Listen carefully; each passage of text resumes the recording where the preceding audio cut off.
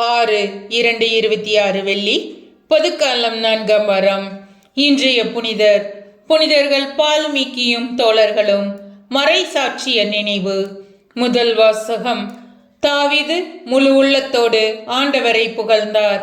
தம்மை படைத்தவர் மீது அன்பு செலுத்தினார். சீராக்கின் ஞான நூலிலிருந்து வாசகம். அதிகாரம் 47, இறைவசனங்கள் 2 முதல் 11.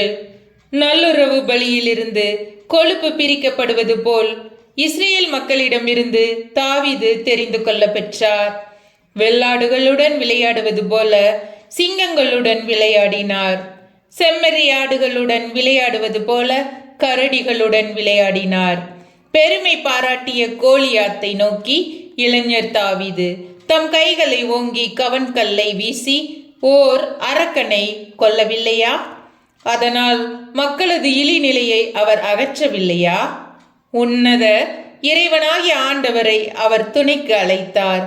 ஆண்டவரும் வலிமை மிக்க மனிதனை போரில் கொன்று தம் மக்களின் வலிமையை உயர்த்துமாறு அவருடைய வலிமைக்கு வலிமையூட்டினார். இவ்வாறு அவர் முறியடித்த 10,000 பேருக்காக அவரை மாட்சிமைப்படுத்தினர். ஆண்டவருடைய ஆசிகளுக்காக அவரை புகழ்ந்தனர்.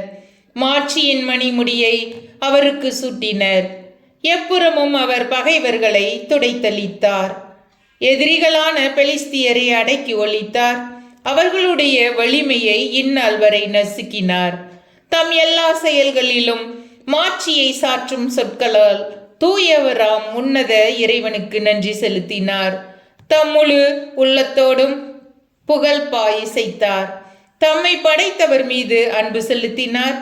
பாடகர்கள் தங்களுடைய குரலால் இன்னிசை எழுப்ப பலிபீடத்திற்கு முன் அவர்களை நிற்க செய்தார். திருவிழாக்களை சீரோடும் சிறப்போடும் கொண்டாட செய்தார்.